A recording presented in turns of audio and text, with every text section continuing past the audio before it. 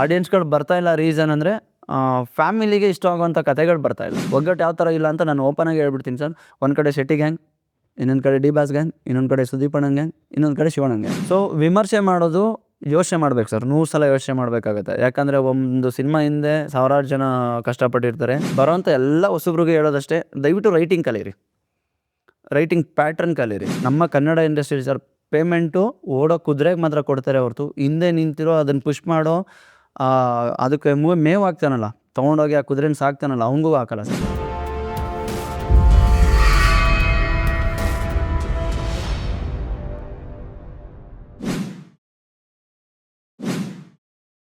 Investing in cinemas without cinema knowledge is injurious to you, your family, and the audience too.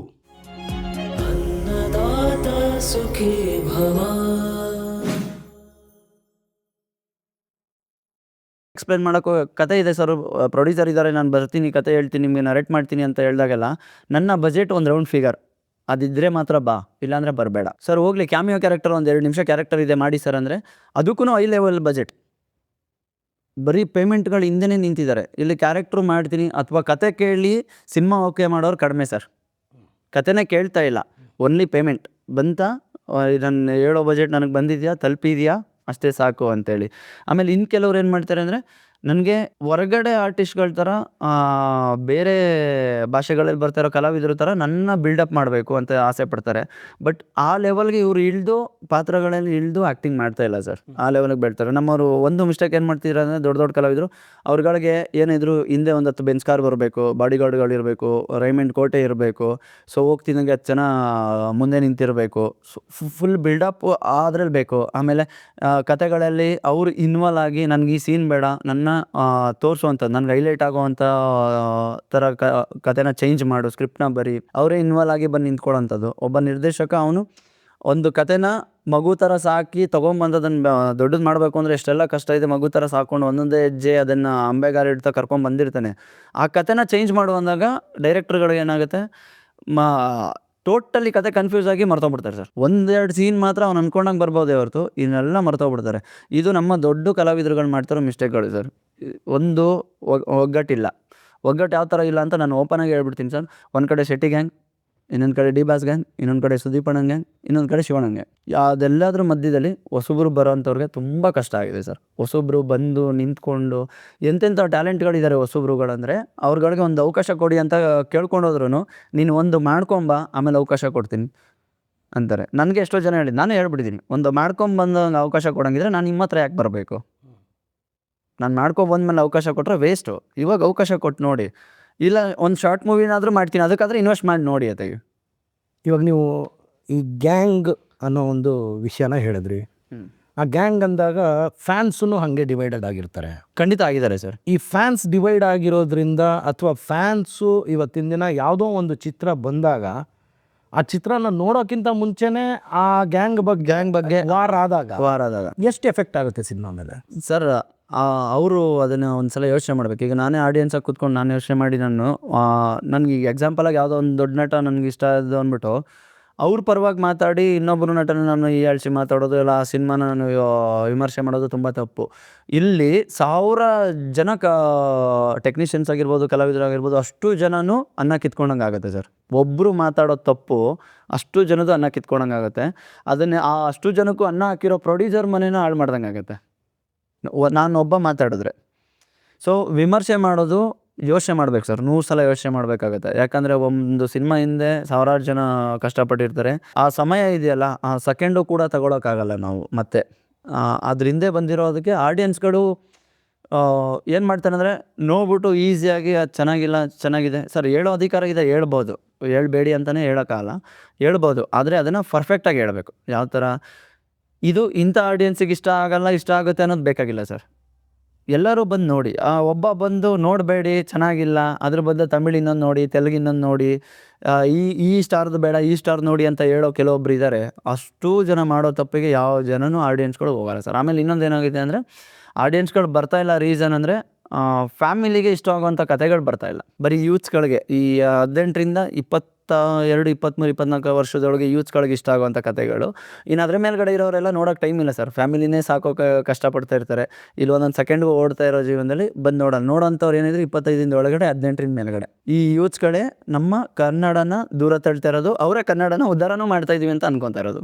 ಅಂದರೆ ನೀವು ಇವಾಗ ವಿಮರ್ಶೆ ಮಾಡೋಕ್ಕಿಂತ ಮುಂಚೆ 1000 ಸತಿ ಅದನ್ನ ಯೋಚನೆ ಮಾಡಬೇಕು. ಯೋಚನೆ ಮಾಡಬೇಕು ಖಂಡಿತ. ಆದರೆ ಇವಾಗ ಸಾವಿರಾರು ವಿಮರ್ಶಕರು ಉಟ್ಕೊಂಡ್ಬಿಟ್ಟಿದ್ದಾರೆ. ನಿಮ್ಮ ಪ್ರಕಾರ ಎಲ್ಲರೂ ಯೋಚನೆ ಮಾಡಿನೇ ವಿಮರ್ಶೆ ಮಾಡ್ತಾ ಇದ್ದಾರಾ? ಸರ್ ಇಲ್ಲ, ಯೋಚನೆ ಯಾರೂ ಮಾಡ್ತಾ ಇಲ್ಲ ಸರ್. ಈಗ ಆ ವಿಮರ್ಶಕಂಗೇನು, ನನ್ನ ಇವತ್ತು ಹೊಟ್ಟೆ ತುಂಬ್ತಾ, ನನ್ನ ಜೀವನ ಸಾಕು, ಅವ್ರವ್ರ ಜೀವನ ಮಾತ್ರ, ಸಿಂಗಲ್ ಪ್ರಜೆ ನನ್ನ ಜೀವನ ಸಾಕು ಅನ್ನೋದ್ರ ಬಗ್ಗೆ ಮಾತ್ರ ಯೋಚನೆ ಮಾಡ್ತಾರೆ ಹೊರತು ಮುಂದೊಂದು ದಿನ ಅವರು ಬರ್ಬೋದಲ್ಲ. ಈಗ ನಾನು ಹೇಳೋದಷ್ಟೇ, ಯೂಟ್ಯೂಬು ಸೋಷಿಯಲ್ ಮೀಡಿಯಾಗಳಲ್ಲಿ ಎಷ್ಟೋ ಜನ ಕಲಾವಿದರುಗಳು ಉಟ್ಕೊಂಡ್ಬಂದರು, ಇನ್ಸ್ಟಾಗ್ರಾಮಲ್ಲೆಲ್ಲ. ಅವ್ರಿಗಳೆಲ್ಲ ಅವತ್ತು ವಿಮರ್ಶೆ ಮಾಡ್ತಿದ್ದವ್ರೆ. ಇವತ್ತು ಅದೇ ಕನ್ನಡ ರಂಗದಲ್ಲಿ ಅವರು ಕೂಡ ಕಲಾವಿದನಾಗಿ ಬಂದು ಇಲ್ಲಿ ಅನ್ನ ತಿಂತಾ ಇದ್ದಾನೆ. ಯೋಚನೆ ಮಾಡಬೇಕಲ್ವಾ, ನಾನು ಅವತ್ತು ಮಾಡಿದ್ದು ತಪ್ಪು ಅಂತ ಇವಾಗಲಾದರೂ ಅರ್ಥ ಆಗಿ ಅವ್ನು ಚೇಂಜ್ ಆಗ್ಬೇಕು ಸರ್. ಆಗಲ್ಲ ಸರ್, ಯಾವುದೇ ಕಾರಣಕ್ಕೂ ಇಲ್ಲಿ ಚೇಂಜ್ ಆಗಲ್ಲ. ಯಾಕಂದರೆ ಅಷ್ಟು ಈಗ ಮೋರ್ ದೆನ್ ಒಂದು 100-150 ಜನ ಸೋಷಿಯಲ್ ಮೀಡಿಯಾಗಳಿಂದ ಬಂದಿರೋ ಕಲಾವಿದರುಗಳಿದ್ದಾರೆ. ಈಗ ನಾವು ದೊಡ್ಡ ರಿಯಾಲಿಟಿ ಶೋಗಳು ತೊಗೊಂಡ್ರೆ, ಬಿಗ್ ಬಾಸ್ ಆಗಿರ್ಬೋದು, ಮಜಾ ಟೆಕಿಸ್, ಮಜಾ ಎಲ್ಲ ಬಂದವರೇನೆ, ಎಲ್ಲ ಸೋಷಿಯಲ್ ಮೀಡಿಯಾಗಳಲ್ಲಿ ಬಂದಿರೋರೇ ಜಾಸ್ತಿ. ಅಲ್ಲಿಂದ ಬಂದಿರೋರು ಯಾವಾಗ ಜಾಸ್ತಿ ಬಂದರೋ ಅದಾದಮೇಲೆ ಹಳೆ ಕಲಾವಿದರುಗಳಿಗೆ ಜಾಗ ಇಲ್ದಂಗೆ ಆಗೋಯ್ತು. ಬಟ್ ನಿಮ್ಮ ಸಿನಿಮಾಗಳಲ್ಲಿ ಕಲಾವಿದರಿಗೆ, ಹಳೆ ಕಲಾವಿದರು ಅಥವಾ ನೀವು ಯಾರು ಹೇಳ್ತಾ ಇದ್ದೀರಾ, ಮುಂಚಿನ ಕಲಾವಿದರು ಇದ್ದಾರೆ, ಹಿರಿಯ ಕಲಾವಿದರು ಯಾರಿದ್ದಾರೆ, ಅವ್ರಿಗೆ ಅವಕಾಶಗಳನ್ನ ಮಾಡಿಕೊಟ್ಟಿದ್ದೀನಿ. ಖಂಡಿತ ಕೊಟ್ಟಿದ್ದೀನಿ ಸರ್, ಖಂಡಿತ ಕೊಟ್ಟಿದ್ದೀನಿ. ನಾನು ಕರೆದು, ನಾನೇ ವಾಲಂಟಿಯರಾಗಿ ಕರೆದು, ಇಲ್ಲ ಸರ್ ಬನ್ನಿ ಮಾಡಲೇಬೇಕು ನೀವು, ಯಾಕಂದರೆ ನನಗೆ ಈ ಕತೆಗೆ, ಈ ಪಾತ್ರಕ್ಕೆ ನೀವು ಸೂಟ್ ಆಗ್ತೀರಾ, ದಯವಿಟ್ಟು ಬನ್ನಿ ಮಾಡಿ. ಹಿಂಸೆ ಕೊಟ್ಟೆಲ್ಲ ಕರ್ಸ್ಕೊಂಡ್ಬಿಟ್ಟಿದ್ದೀನಿ. ಎಲ್ಲಿದ್ರು ಹಿಂಸೆ ಕೊಟ್ಟು ಕರೆದು ಮಾಡಿದ್ದೀನಿ. ಅವ್ರಿಗೋಸ್ಕರ ಅಂತೇಳಿ 2 ದಿನ ಡೇಟ್ನ ಮುಂದಕ್ಕೆ ಹಾಕಿ ವೆಯ್ಟ್ ಮಾಡಿ ಕೂಡ ನಾನು ಶೂಟ್ ಮಾಡಿದ್ದೀನಿ ಸರ್. ಖಂಡಿತ ಅವಕಾಶ ಕೊಟ್ಟಿದ್ದೀನಿ. ಹೊಸಬ್ರಿಗೂ ಅವಕಾಶ ಕೊಟ್ಟಿದ್ದೀನಿ, ಹಳಬ್ರಿಗೂ ಅವಕಾಶ ಕೊಟ್ಟಿದ್ದೀನಿ. ಸೊ ಈಗ ನಾನೇನು ಕೇಳಕ್ಕೆ ಬರ್ತಾ ಇದ್ದೀನಿ ಅಂದರೆ, ಹೊಸದಾಗಿ ಕನಸಿಟ್ಕೊಂಡು ಒಬ್ಬ ನಿರ್ದೇಶಕ ಬರ್ತಾನೆ, ಸಿನಿಮಾ ನಿರ್ದೇಶನ ಮಾಡ್ಬೇಕು ನಾನು ಅಂತ ಬರ್ತಾನೆ. ಪ್ರೀವಿಯಸ್ ಎಕ್ಸ್ಪೀರಿಯನ್ಸ್ ಏನೂ ಇರಲ್ಲ, ಯಾರನ್ನೂ ಅಸಿಸ್ಟ್ ಮಾಡಿರಲ್ಲ. ಆದರೆ ನಿಮ್ಮ ವಿಷಯದಲ್ಲಿ ನೀವು ಆಗಲೇ 78 ಸಿನಿಮಾಗಳಿಗೆ ಅಸೋಸಿಯೇಟ್ ಆಗಿ ಕೆಲಸ ಮಾಡಿದ್ದೀರ, ನಾನಾ ಭಾಷೆಗಳಲ್ಲಿ ಕೆಲಸ ಮಾಡಿದ್ರು ನಿಮ್ಮ ಈ 2 ಚಿತ್ರಗಳಲ್ಲಿ ಕಷ್ಟಗಳು ಕಂಡಿರೋದಿದೆಯಾ? ಅಷ್ಟು ಮೀರಿ ಸರ್ ಕಂಡಿದ್ದೀನಿ ಸರ್. ನನಗೆ ಮೇಜರ್ ಫಾಲ್ಟ್ ಆಗುವಂಥದ್ದೇ ಅಸೋಸಿಯೇಟ್ ಟೀಮು ಸರ್. ಏನು ಅನ್ಕೊತಾರೆ, ಬಂದು ನಾನು ಒಂದು 15 ದಿನ 20 ದಿನ ಜೊತೆನಲ್ಲಿ ಟ್ರಾವೆಲ್ ಮಾಡಿದ್ವಿ ಅಂದರೆ ನಾನು ಎಲ್ಲನೂ ಕಲ್ತ್ಬಿಟ್ಟೆ ಅಂದ್ಕೊಂಡ್ಬಿಡ್ತಾರೆ. ಅಂದ್ಕೊಂಡು ಏನು ಮಾಡ್ತಾರೆ, ಟೀಮಲ್ಲೇ ತಂದಾಕ್ತಾ ಇರ್ತಾರೆ ಸರ್. ಸೊ ಇಲ್ಲಿಂದ ಅಲ್ಲಿಗೆ ತೊಗೊಂಡೋಗಿ ಹಾಕೋದು, ಅಲ್ಲಿಂದ ಇಲ್ಲಿಗೆ ತೊಗೊಂಡೋಗಿ ಹಾಕೋದು. ಆಮೇಲೆ ಡೈರೆಕ್ಟ್ರು ಇದ್ದರೆ, ಡೈರೆಕ್ಟ್ರದೆಲ್ಲ ಸರಿ ಸೂಪರ್ ಅಂತ ಹೇಳೋವಂಥದ್ದು. ಡೈರೆಕ್ಟ್ರ್ ಇಲ್ಲ ಅಂದರೆ ಅವನೇನು ಗುರು, ಅವನು ಕೆಲಸನೇ ಬರಲ್ಲ ಅಂತ ಹೇಳೋವಂಥದ್ದು. ಆಮೇಲೆ ಕ್ಯಾಮ್ರಾಮ್ಯಾನು ಆಗಿರ್ಬೋದು, ಆರ್ಟ್ ಡಿಪಾರ್ಟ್ಮೆಂಟ್ ಆಗಿರ್ಬೋದು, ಅವರಿಬ್ಬರು ಮಧ್ಯದಲ್ಲಿ ತಂದು ಹಾಕುವಂಥದ್ದು. ಫಸ್ಟು ಮೇಜರ್ ಓಡ್ತಾ ಬಿಡೋದ್ರೆ ಡೈರೆಕ್ಷನ್ ಟೀಮ್ ಸರ್. ಅಲ್ಲಿಂದ ಶುರು ಆದರೆ ಅವ್ರ ಜನ ಏನಾಗುತ್ತೆ ಅಂದರೆ, ಪ್ರೊಡ್ಯೂಸರ್ಗಳಿಗೆ ಬಕೆಟ್ ಹಿಡಿಯೋಕ್ಕೆ ಶುರು ಮಾಡ್ತಾರೆ, ಆರ್ಟಿಸ್ಟ್ಗಳಿಗೆ ಬಕೆಟ್ ಹಿಡಿಯೋಕ್ಕೆ ಶುರು ಮಾಡ್ತಾರೆ. ನೆಕ್ಸ್ಟ್ ನನಗೆ ಆರ್ಟಿಸ್ಟ್ಗಳು ಬೇಕು, ನೆಕ್ಸ್ಟ್ ನನಗೆ ಆ ಕ್ಯಾಮ್ರಾಮನ್ ಬೇಕು. ಸೊ ಈ ಪ್ರೊಡ್ಯೂಸರ್ನ ಇಟ್ಕೊಂಡ್ರೆ ನೆಕ್ಸ್ಟ್ ನಾನು ಏನಾದ್ರು ಒಳ್ಳೆ ಕತೆ ಎತ್ಕೊಂಡೋದ್ರೆ ಈ ಕತೆ ನಾನು ಓಕೆ ಮಾಡ್ಬೋದು ಆ ಪ್ರೊಡ್ಯೂಸರು ಅಂತೇಳಿ ಬಕೆಟ್ ಹಿಡಿಯೋಕ್ಕೆ ಶುರು ಮಾಡಿಬಿಡ್ತಾರೆ.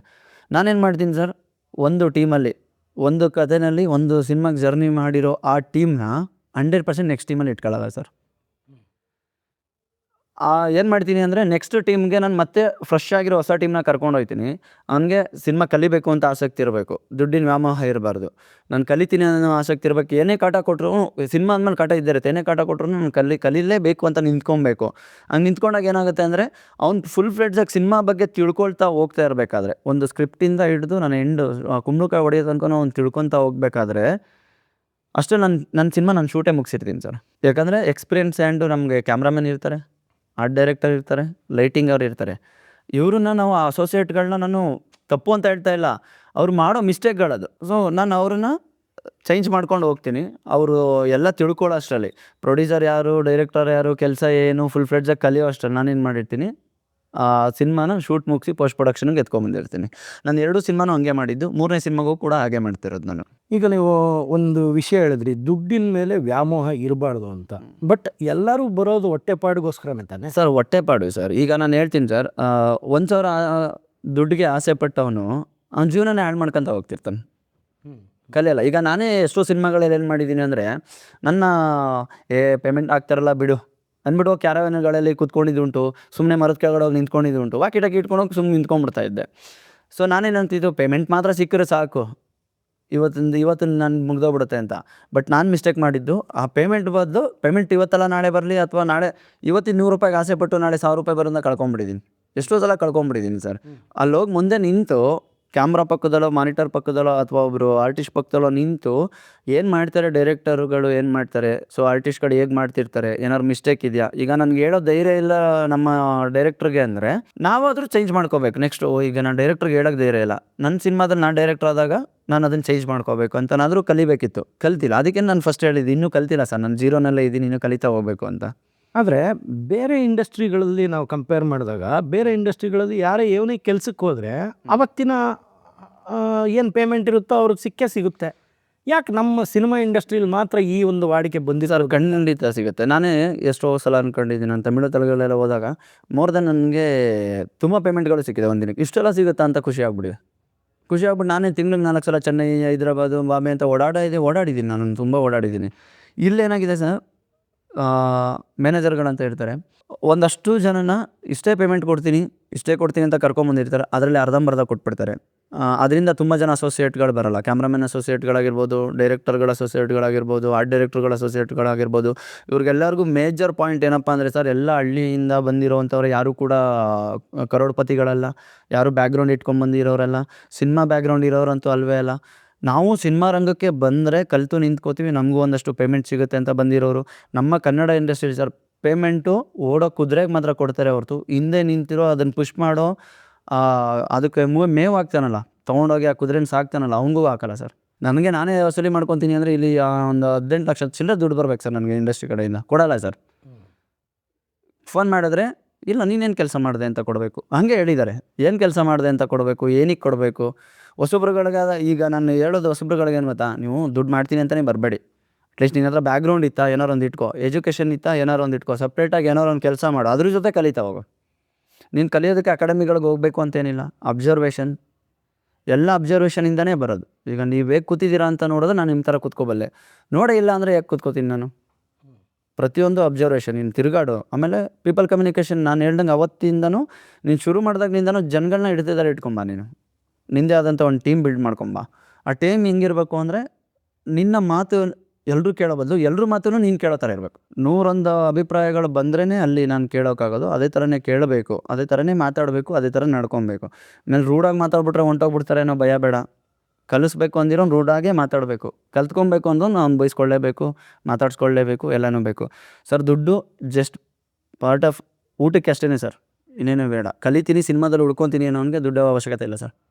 ನಾನು ಕಲಾವಿದ ಅಂತ ತೋರಿಸ್ಕೊಳಕ್ಕೆ ದುಡ್ಡೇ ಬೇಕಾಗಿಲ್ಲ ಸರ್, ಎಲ್ಲಿದ್ರೂ ಬರುತ್ತೆ. ಅಂದರೆ ಎಲ್ಲ ಇಂಡಸ್ಟ್ರಿಲಿ ನೀವು ಹೇಳ್ದಂಗೆ ಕೆಲವ್ರು ಯಾರೋ ಮ್ಯಾನೇಜರ್ಗಳು ಇರ್ತಾರೆ, ಎಲ್ಲ ಇಂಡಸ್ಟ್ರಿಲೂ ಒಳ್ಳೆಯವರು ಇರ್ತಾರೆ, ಕೆಟ್ಟವರು ಇರ್ತಾರೆ. ಹಂಗಂತ ಅದು ಒಂದೇ ಡಿಪಾರ್ಟ್ಮೆಂಟಿಂದನೇ ತಪ್ಪಾಗ್ತದೆ ಅಂತಲೂ ಹೇಳಕ್ಕೆ ಸರ್ ಇಲ್ಲ, ಡೈರೆಕ್ಷನ್ ಡಿಪಾರ್ಟ್ಮೆಂಟ್ ಏನೋ ತಪ್ಪಾಗುತ್ತೆ. ನಾನು ಓಪನ್ ಆಗಿ ಹೇಳ್ತೀನಲ್ಲ, ನನಗೆ ರೀಸೆಂಟಾಗಿ ಒಬ್ಬರು ಸ್ನೇಹಿತರು ಹೇಳಿದ್ರು, ಜನ್ರೇಟಿಂದ ಹಿಡಿದು ಕ್ಯಾಮ್ರಾಮ್ಯಾನ್ವರೆಗೂ ಎಲ್ಲದಕ್ಕೂ ಕಮಿಷನ್ ತಿಂದಿದ್ದಾರೆ. ಬಜೆಟ್ ಜಾಸ್ತಿ ಆಗುತ್ತೆ ಅವಾಗ. ನಾನು ಕೊಡೋ ಒಂದು ಬಜೆಟ್ ಇಟ್ಟಿರ್ತೀನಿ ಅಲ್ವಾ, ನಾನೊಂದು ಒಂದು 50 ಲಕ್ಷನೇ ಅಂದ್ಕೊಳ್ಳಿ ಎಕ್ಸಾಂಪಲ್, 50 ಲಕ್ಷ ಬಜೆಟು ಅಂತ ಇಟ್ಟಿರ್ತೀನಿ. ನಾನೇನು ಮಾಡ್ತೀನಿ, ಜನ್ರೇಟರ್ ಸೆಟ್ ಅವ್ರ ಹತ್ರ ಹೋಗ್ಬಿಟ್ಟು ನಿನ್ಗೆ 5,000 ಕೊಡೋದಾಗ 6,000 ಕೊಡ್ತೀನಿ, 6,000 ಪೇಮೆಂಟ್ ಅಂತ ಹೇಳು, 1,000 ನನಗೆ ಕಮಿಷನ್ ಕೊಡು. ಇಲ್ಲ 5,000ನೇ ತಗೋ, ನನ್ನ ಕಮಿಷನ್ ಏನು ಕೊಡ್ತೇವೆ ಸರ್. ನನ್ನ ಹತ್ರನೇ ನನಗೆ ಗೊತ್ತಿಲ್ಲದೇನೆ ನನ್ನ ಹತ್ರನೇ ತಿಂದಿದ್ದಾರೆ, ನನಗೆ ಗೊತ್ತಿಲ್ಲದೇನೆ. ಆಮೇಲೆ ಗೊತ್ತಾದಾಗ ನಾನು ಅವ್ರನ್ನ ದೂರ ಇಟ್ಟಿದ್ದೀನಿ. ಬರಲೇಬೇಡಿ, ನೆಕ್ಸ್ಟ್ ಟೀಮಲ್ಲಿ ಬರಬೇಡಿ. ಸಿಕ್ಕದನ್ನ ಒಂದು ಕಾಫಿ ಟೀ ಕುಡೀರಿ, ಹೋಗಿ ಅಷ್ಟೇ. ಊಟ ತಿಂಡಿ ಮಾಡಿಬೇಕಾದ್ರೆ ಅಂದರೆ ಕೆಲಸ ಮಾತ್ರ ಮಾಡ್ತೀನಿ ಅಂತ ಒಳಗೆ ಬರಬೇಡಿ. ಯಾಕಂದರೆ ಸರ್ ಅವರೊಬ್ಬರು ಮಾಡೋದ್ರಿಂದ, ಈಗ ಒಬ್ಬ ಡೈರೆಕ್ಟರ್ 50,000 ದುಡ್ಡು ತಿಂದ ಅಂದರೆ ಅಲ್ಲಿ 4 ಜನಕ್ಕೆ ಅನ್ನ ಇರಲ್ಲ ಸರ್. ನಾನು ನಂಬ್ಕೊಬಂದಿರೋ ಅಸೋಸಿಯೇಟ್ಗಳಿಗೆ ಅನ್ನ ಇರಲ್ಲ. ಇದರಿಂದ ಏನಾಗುತ್ತೆ, ತುಂಬ ಜನ ಪ್ರೊಡ್ಯೂಸರ್ಗಳು ಪೇಮೆಂಟ್ಗಳನ್ನ ಕೊಡೋಕ್ಕಾಗಲ್ಲ ಸರ್. ಈಗ 50 ಅಂತ ಬಜೆಟ್ ಇರುತ್ತೆ, ನಾನು 80 ಲಕ್ಷ ಮಾಡಿದೆ ಅಂದ್ಕೊಳ್ಳಿ, ಪ್ರೊಡ್ಯೂಸರ್ ಎಲ್ಲಿಂದ ಕೊಡಬೇಕು ಪೇಮೆಂಟ್ಗಳನ್ನ? ನಾನೇ ಎಲ್ಲ ತಿನ್ಕೊಂಬಿಟ್ಟಿರ್ತೀನಿ, ಪ್ರೊಡ್ಯೂಸರ್ ಎಲ್ಲಿಂದ ಕೊಡ್ತಾರೆ ಪಾಪ. ಅದರಿಂದ ತುಂಬ ಜನ ಟೆಕ್ನಿಷಿಯನ್ಸ್ಗಳಿಗೆ ಪೇಮೆಂಟ್ ಹೋಗಿರಲ್ಲ, ತುಂಬ ಜನ ಆರ್ಟಿಸ್ಟ್ಗಳಿಗೂ ಪೇಮೆಂಟ್ ಹೋಗಿರಲ್ಲ. ಈಗ ನಂದರಲ್ಲೇ ಅಂದ್ಕೊಳ್ಳಿ, ನಂದ್ರಲ್ಲಿ ಯಾರೋ ಇಬ್ಬರು ಮಾಡಿರೋ ಮಿಸ್ಟೇಕೆ ನಾನು ಒಬ್ಬರು ಆರ್ಟಿಸ್ಟ್ಗೆ ಮತ್ತು ಒಂದು ಟೆಕ್ನಿಷಿಯನ್ಸ್ಗೆ ಅದು ಜಸ್ಟ್ 2% ಅಷ್ಟು ಪೇಮೆಂಟ್ ಮಾಡ್ಬೇಕು ಸರ್. ಇನ್ನು ಮಾಡೋಕ್ಕಾಗಿಲ್ಲ. ರೀಸನ್ನು ಅವ್ರು ತಿನ್ಕೊಂಡು ಅದೇ ದುಡ್ಡು ಇದೀರ ಇಲ್ಲ, ನಾನು ಕ್ಲಿಯರ್ ಆಗಿರೋದು. ಅಂದರೆ ನಿರ್ದೇಶಕ ತನ್ನ ಕೆಲಸನ ನಿರ್ದೇಶನಕ್ಕೋಸ್ಕರ ಸೀಮಿತ ಇಟ್ಕೊಂಡ್ರೆ ಒಳ್ಳೇದಾಗುತ್ತೆ. ಅವರು ಮ್ಯಾಥಮೆಟಿಕ್ಸ್ಗೆ ಯಾವಾಗ ಇಡ್ತಾರೆ, ಹೌದು, ಯಾವಾಗ ಕಮಿಷನ್ ಬೇಸಿಸ್ ಆವತ್ತು ಪ್ರೊಡ್ಯೂಸರ್ಗೆ ಸರ್ ಆಮೇಲೆ ತೊಂದರೆ ಆಗೇ ಆಗುತ್ತೆ. ಟೆಕ್ನಿಷಿಯನ್ಸ್ ಟೀಮು ಹಂಗೆ ಆಗ್ಬಿಟ್ಟಿದೆ ಸರ್. ನನಗೊಂದು ಹೋಗ್ಬಿಟ್ಟು ಒಂದು ಯೂನಿಟ್ ನನ್ಗೆ ಬೇಕು, ನನ್ನ ಕ್ಯಾಮ್ರಾ ಬೇಕು ಅಂತ ಒಂದು ಪ್ರೊಡಕ್ಷನ್ ಹೌಸ್ ಹತ್ರ ಹೋಗಿ ನಿಂತ್ಕೊಂಡ್ರೆ ಏನು ಮಾಡ್ತಾರೆ ಅಂದರೆ ಡೈರೆಕ್ಟ್ರು ಡೈರೆಕ್ಟಾಗಿ ನನಗೆ ಹೇಳ್ತಾರೆ, ನಿಮ್ಗೆ ಏನಾದ್ರು ಬೇಕಾ, ಇದರಲ್ಲಿ ಏನಾದ್ರು ಮಾರ್ಜಿನ್ ಕೊಡಲಾ ನಿಮಗೆ ಅಂತಾರೆ. ಅಲ್ಲಿಂದನೇ ಶುರು ಆಗ್ಬಿಟ್ಟಿದೆ. ಸೊ ಡೈರೆಕ್ಟ್ರು ಆಸೆ ಪಡೋದು ಇನ್ನೇನು ಮಾಡ್ತಾರೆ, ಓ ನನಗೆ ಒಂದರಲ್ಲಿ ಈಗ ದಿನಕ್ಕೆ ನಾನು 2,000 ಎಕ್ಸ್ಟ್ರಾ ಬರ್ತಿದೆ ಅಂದರೆ ನಾನು 50 ದಿನ ಶೂಟ್ ಮಾಡ್ತೀನಿ ಅಂದರೆ ನಂಗೆ 1 ಲಕ್ಷ ದುಡ್ಡು ಬಂತಲ್ಲ. ಸೊ ಈ ಕರಪ್ಷನ್ ಎಲ್ಲಿ ಶುರು ಆಗಿದೆ ಅಂತ ನಾವೇನಾದರೂ ಇಮ್ಯಾಜಿನ್ ಮಾಡೋಕ್ಕೆ ಹೋದರೆ, ಮಗು ಹುಟ್ಟುತ್ತಲ್ಲ, ಮಗು ಹುಟ್ಟಿದಾಗ ಅದನ್ನ ತೊಟ್ಲಲ್ಲಿ ಹಾಕ್ತಾರೆ. ತೊಟ್ಲಲ್ಲಿ ಹಾಕಿ 11ನೇ ದಿನಕ್ಕೂ ಏನೋ ತೊಟ್ಲಿಗೆ ಹಾಕ್ತಾರೆ. ತೊಟ್ಲಿಗೆ ಹಾಕಿದ ತಕ್ಷಣವೇ ಮಗುನ ನೋಡಿ ಎಲ್ಲ ಬಂದು ರಿಲೇಟಿವ್ಸ್ ನೋಡ್ತಾ ಇರ್ತಾರೆ. ಮಗು ನಗಲಿಲ್ಲ ಅಂದರೆ ಆ ಗಿರ್ಗಿಟ್ಸೋದೋ ಇಲ್ಲ ಚಾಕ್ಲೇಟ್ ತೋರಿಸೋದೋ ಇಲ್ಲ ಜೇನುತುಪ್ಪ ಸವರೋದೋ ಮಾಡಿ ನಗಿಸ್ತಾರಲ್ಲ. So corruption start from there. ಹಂಗೇನೆ ನಿಮ್ದು ಪ್ರಾಬ್ಲಮ್ ನೀವು ಹೇಳ್ತಾ ಇರೋದೇನು ಅಂದರೆ, ನಾವು ಹೋಗ್ಲಿಲ್ಲ ಅಂದ್ರೂ ನಾವು ಪ್ರೊಡಕ್ಷನ್ ಹೌಸ್ ಹತ್ರ ಹೋಗಿ ನಿಂತ್ಕೊಂಡು ಯಾರೋ ಟೆಕ್ನಿಷಿಯನ್ಸ್ ಹತ್ರ ಮಾತಾಡ್ಬೇಕಾದ್ರೆ ಅವರೇ ಕೇಳ್ತಾರೆ ನಮ್ಮನ್ನ, ಏನಾದ್ರು ನನ್ನ ಹತ್ರ ಪ್ರೂಫೇ ಇದೆ, ಮೆಸೇಜಲ್ಲೂ ಕೂಡ ಮಾಡಿದ್ದಾರೆ, ರೆಕಾರ್ಡು ಇದೆ.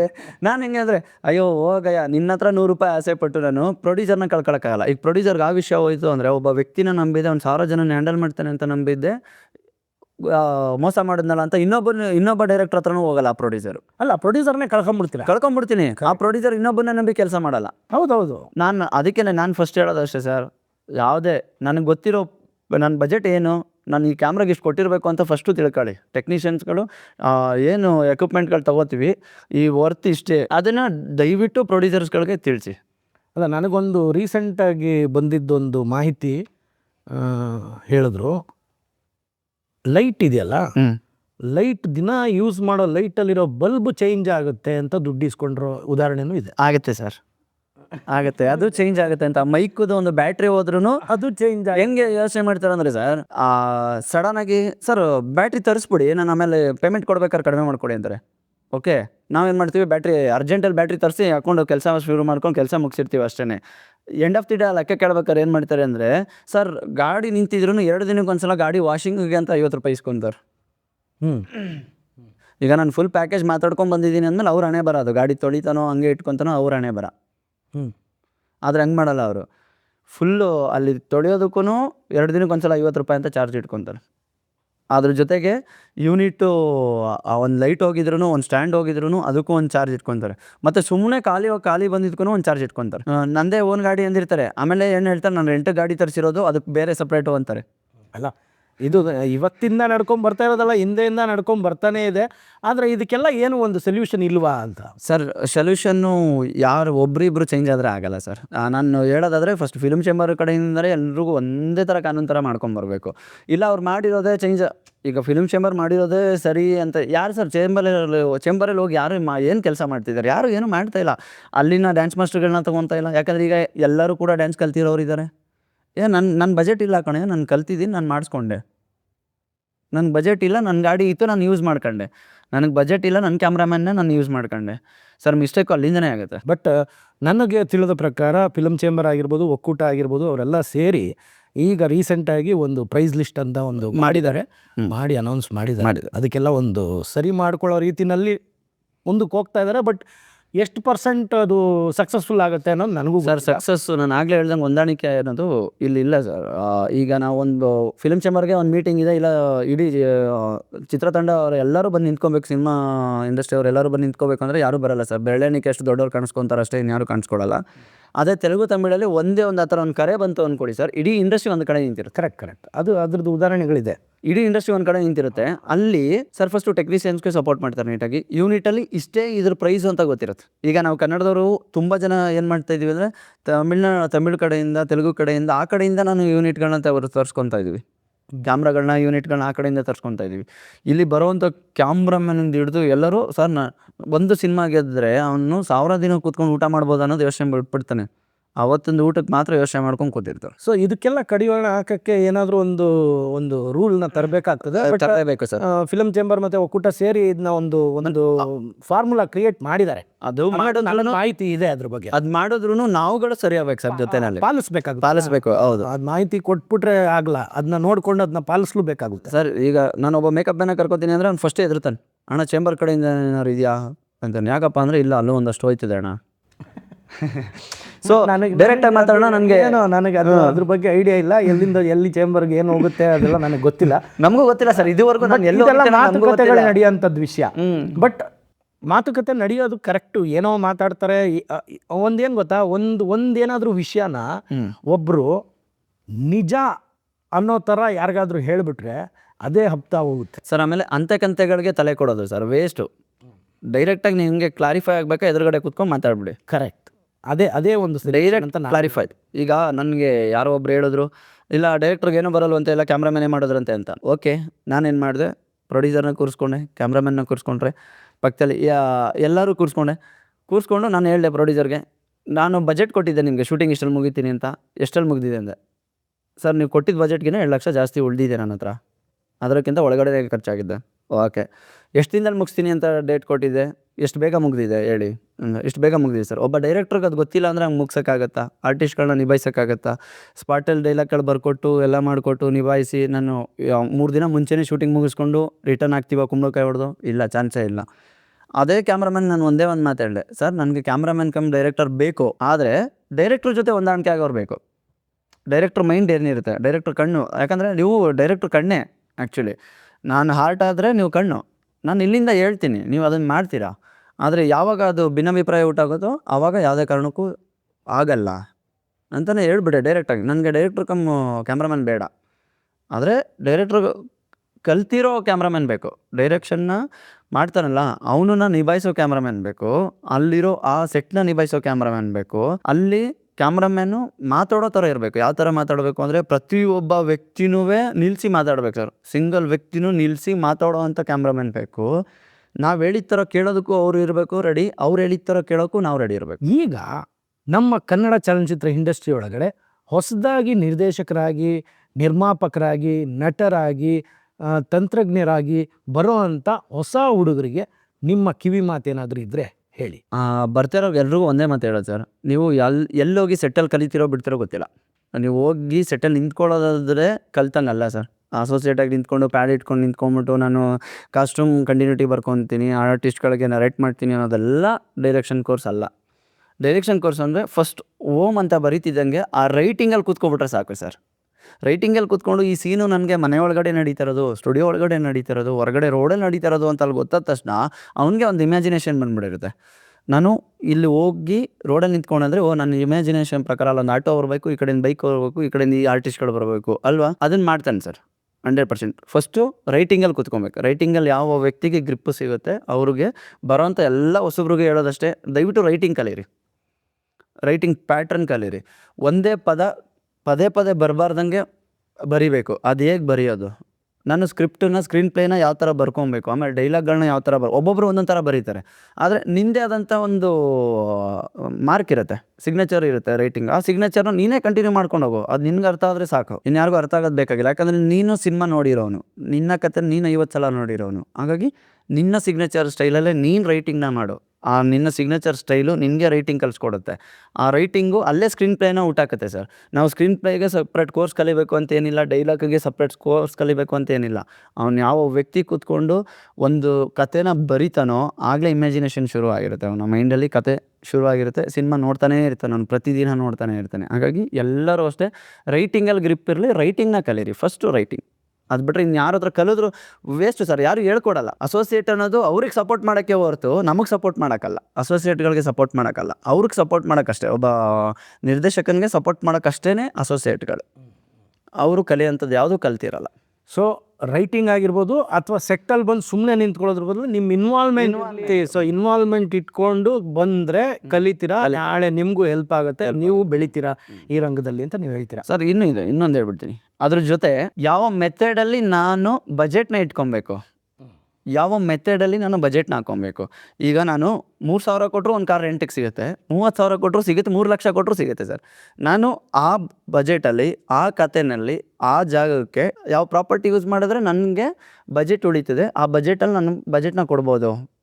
ಸೊ ಒಂದು ಎಸ್ಟಿಮೇಟ್ ಕೊಡ್ಬೋದು. ನನ್ನ ಕ್ಯಾಮ್ರಾ ಡಿಪಾರ್ಟ್ಮೆಂಟಿಗೆ ಇಷ್ಟು ಹೋಗುತ್ತೆ, ಯೂನಿಟ್ಗೆ ಇಷ್ಟು ಹೋಗುತ್ತೆ, ಪ್ರೊಡಕ್ಷನ್ಗೆ ಇಷ್ಟು ಹೋಗುತ್ತೆ, ಆರ್ಟಿಸ್ಟ್ಗಳಿಗೆ ಇಷ್ಟು ಹೋಗುತ್ತೆ ಅನ್ನೋ ಬಜೆಟ್ಗಳು ಎಲ್ಲನೂ ತಿಳ್ಕೊಳ್ತಾ ಇರಬೇಕು. So budget and money management ಬಗ್ಗೆನೂ ತಲೆಯಲ್ಲಿ ಇರಬೇಕು ಡೈರೆಕ್ಷನ್ ಡಿಪಾರ್ಟ್ಮೆಂಟಲ್ಲಿ ಇರೋರಿಗೆ ಅಂತ ಹೇಳ್ತಾ ಇದ್ದೀರಾ. ಖಂಡಿತ ಸರ್. ಹಾಗೆ ಇದೇ ಕಾರ್ಯಕ್ರಮದ ಮುಖಾಂತರ ನಾನು ಒಂದು ರಿಕ್ವೆಸ್ಟ್ ಮಾಡ್ಕೊತೀನಿ ಚಿತ್ರರಂಗದ ಇಡೀ ಟೀಮ್ ಯಾರ್ಯಾರಿದ್ದಾರೆ, ಸಣ್ಣ ಪುಟ್ಟ ಕಲಾವಿದರಿಂದ ಹಿಡಿದು ದೊಡ್ಡವರು, ಆರ್ಟಿಸ್ಟ್ಗಳು, ಟೆಕ್ನಿಷಿಯನ್ಸು, ಪ್ರೊಡಕ್ಷನ್ ಹೌಸು ಎಲ್ಲರ ಹತ್ರ ಒಂದು ರಿಕ್ವೆಸ್ಟ್ ಮಾಡ್ಕೊತೀನಿ ಸರ್. ಹೊಸೊಬ್ರು ಬಂದರೆ ದಯವಿಟ್ಟು ಒಂದು ಗೌರವ ಕೊಟ್ಟು ಮಾತಾಡಿಸಿ. ಅದ್ರ ಜೊತೆಗೆ ಹೊಸೊಬ್ರು ಏನೋ ಒಂದು ಹೊಸ ಚಿತ್ರತಂಡನ ಕಟ್ಕೊಂಡು ಹೊಸೊಬ್ರು ಅವ್ರದ್ದೇ ಒಂದು ಆಸೆನ ಇಟ್ಕೊಂಡು ಸಿನಿಮಾ ಮಾಡೋಕ್ಕೆ ಬಂದು ಒಂದು ಸಿನಿಮಾನ ಮಾಡಿ ಏನೋ ಒಂದಷ್ಟು ಪ್ರಮೋಷನ್ಗೆ ಅಡೆತಡೆಗಳಾದಾಗ ಒಂಚೂರು ನಿಮ್ಗೆ ಕೈಲಾದಷ್ಟು ದುಡ್ಡು ಕೊಡಿ ಅಂತಲೇ ಹೇಳಲ್ಲ, ಬೆನ್ನೆಲುಬಾಗಿ ನಿಂತ್ಕೊಂಡು ಒಂದು ಸಾಥ್ ಕೊಡಿ ಅಂತ ಕೇಳ್ಕೊತೀನಿ ಅಷ್ಟೇ. ಎಲ್ರಿಗೂ ಅಷ್ಟೇ ಸರ್. ಯಾಕಂದರೆ ತುಂಬ ಜನ ಹೋಗಿ ಒಂದು ಪ್ರಮೋಷನ್ ಕರೆದ್ರೂ ಇಲ್ಲಿ ದುಡ್ಡು ಕೇಳೋವಂಥ ಆರ್ಟಿಸ್ಟ್ಗಳಿದ್ದಾರೆ, ದೊಡ್ಡ ದೊಡ್ಡವ್ರು ಕಲಾವಿದರುಗಳಿದ್ದಾರೆ, ತುಂಬ ಜನನೂ ಆರ್ಟಿಸ್ಟ್ಗಳು ಪ್ರಮೋಷನ್ಗೂ ದುಡ್ಡು ಕೇಳಿದ್ದಾರೆ ಇಲ್ಲಿನೇ. ಸೊ ಆ ಥರ ಮಾಡದೆ ಹೊಸಬ್ರಿಗೂ ತುಂಬ ಅವಕಾಶಗಳು ಕೊಡಿ. ನಮ್ಮ ಇಂಡಸ್ಟ್ರಿ, ಕನ್ನಡ ಇಂಡಸ್ಟ್ರಿನೂ ಕೂಡ ತಮಿಳು, ತೆಲುಗು, ಮಲಯಾಳಂ ಇಂಡಸ್ಟ್ರಿಗಿಂತ ತುಂಬ ಚೆನ್ನಾಗಿ ಹೋಗುತ್ತೆ. ಇಲ್ಲಿ ಕಲಾವಿದರುಗಳು ತುಂಬ ಜನ ಇದ್ದಾರೆ, ಒಳ್ಳೊಳ್ಳೆ ಟೆಕ್ನಿಷಿಯನ್ಸ್ಗಳಿದ್ದಾರೆ, ಒಳ್ಳೆ ರೈಟರ್ಸ್ಗಳಿದ್ದಾರೆ, ಒಳ್ಳೊಳ್ಳೆ ಡೈಲಾಗ್ ರೈಟರ್ಗಳಿದ್ದಾರೆ. ಎಲ್ಲನೂ ಇಲ್ಲೇ ನಮ್ಮ ಕರ್ನಾಟಕದಲ್ಲೇ ಇದ್ದಾರೆ, ಕನ್ನಡದಲ್ಲೇ ಇದ್ದಾರೆ. ಎಲ್ಲನೂ ಉಳಿಸ್ಕೊಬೇಕು ಅಂದರೆ ನೀವು ದಯವಿಟ್ಟು ನಮ್ಗಳಿಗೂ ಸಹಾಯ ಮಾಡಿ, ನಮ್ಮ ಥರ ಬರೋರಿಗೂ ಎಲ್ಲರಿಗೂ ಸಹಾಯ ಮಾಡಿ, ಇದೊಂದನ್ನು ಕೇಳ್ಕೊತೀನಿ ಸರ್. ನಿಮ್ಮ ಮುಂಬರುವ ದಂಡತೀರ್ಥ ಆಗಿರ್ಬೋದು ಅಥವಾ ಲವ್ ಟು ಲಸ್ಸಿ ಆಗಿರ್ಬೋದು, ಈ ಚಿತ್ರಗಳ ನಿರ್ಮಾಪಕರಾದ ಉಮೇಶ್ ಅವರಾಗಿರಲಿ, ಭಾರತಿ ಮೇಡಮ್ ಆಗಿರಲಿ, ಅವ್ರಿಗೆ ಅನ್ನದಾತ ಸುಖೀಭವ ಕಾರ್ಯಕ್ರಮದ ಕಡೆಯಿಂದ ನಾವು ಬೆಸ್ಟ್ ಆಫ್ ಲಕ್ ಹೇಳ್ತೀವಿ. ಜೊತೆಗೆ ಅವರು ಹಾಕಿದ್ದಂಥ ಬಂಡವಾಳನೂ ವಾಪಸ್ ಬಂದು ಲಾಭನೂ ಬರಲಿ. ನಿಮ್ಮ ಸರಸ್ವತಿ ಅವರ ಲಕ್ಷ್ಮಿ ಸಪ್ರೇಟಾಗಿ ಇಟ್ಟಿದ್ರಿ, ಅದು ಎರಡು ಕೂಡಿಕೊಂಡು ಅವ್ರ ಜಾಬ್ ತುಂಬಲಿ ಅಂತ ನಾವು ಈ ಮೂಲಕ ಆಶಿಸ್ತೀವಿ. ಹರಿಪ್ರಾಣ ಅವರು ಈಗ ಈ 2 ಸಿನಿಮಾಗಳನ್ನ ಮುಗಿಸಿದ ಮೇಲೆ ಒಂದು ಹೊಸ ಚಿತ್ರಕ್ಕೆ ಕೈ ಹಾಕಿದ್ದಾರೆ. ಅದರ ಹೆಸರು ರಾಥೋಡ್ ಅಂತ. ಅದನ್ನು ತಮಿಳು, ತೆಲುಗು ಮತ್ತು ಕನ್ನಡ ಭಾಷೆಯಲ್ಲಿ ರೆಡಿ ಮಾಡ್ತಾ ಇದ್ದಾರೆ. ಅದು ಒಂದು ಸ್ವಲ್ಪ ಮಾಡ್ರೇಟ್ ಬಜೆಟ್ ಸಿನಿಮಾ, ಅಂದರೆ ಸ್ವಲ್ಪ ಹೈಯರ್ ರೇಂಜ್ ಇರುವಂಥ ಸಿನಿಮಾ. ಸೊ ತೆಲುಗಿನಿಂದ 2 ಆರ್ಟಿಸ್ಟು, ತಮಿಳಿಂದ 2 ಆರ್ಟಿಸ್ಟು, ಕನ್ನಡದಿಂದ ಸುಮಾರು ಆರ್ಟಿಸ್ಟ್ಗಳಿದ್ದಾರೆ, ಮಲಯಾಳಮಿಂದ 2 ಮತ್ತು ಹಿಂದಿಯಿಂದ 2 ಆರ್ಟಿಸ್ಟ್ ತೊಗೊಂಡು ಮುಖ್ಯ ಭೂಮಿಕೆಯಲ್ಲಿ ಯೋಗಿ ಬಾಬು ಅವರು one of the star cast ಅಂತ ಹೇಳಿದ್ದಾರೆ. ಇವರ ಆ ಒಂದು ಪ್ರಾಜೆಕ್ಟ್ಗೂ ಒಳ್ಳೆಯದಾಗಲಿ, ಇವರ ಎಲ್ಲ ಕೆಲಸಗಳು ಒಳ್ಳೆಯದಾಗಲಿ ಅಂತ ನಮ್ಮ ಕಾರ್ಯಕ್ರಮದಿಂದ ಆಶಿಸ್ತೀವಿ. All the best. Thank you sir.